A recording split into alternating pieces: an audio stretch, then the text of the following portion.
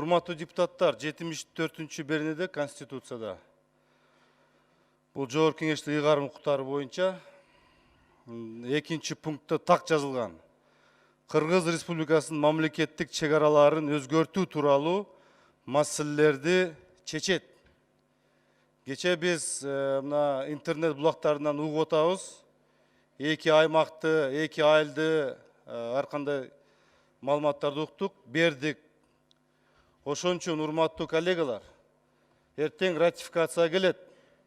Ратификациянын алдында биз ар бир депутатка маалымат берсин. Ошо жерлер тең укуктуубу? Ошо жерлер тең баалуубу? Ошо негизинде сүйлөшүүлөр болдубу?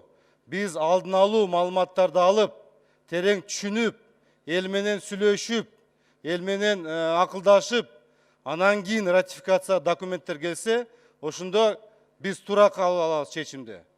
Эртең сиздер жакшы билесиздер. Эртең жалган патриоттор чыгат. Андай мындай деп парламентке ар кандай сындарды айтышат. Ошон үчүн ар бир депутатка маалымат, өкмөт маалыматты жеткизип, түшүндүрүп, кандай болуп атканын. Мына ошондо андан кийин биз туура чечим кабыл алабыз деп ойлойм.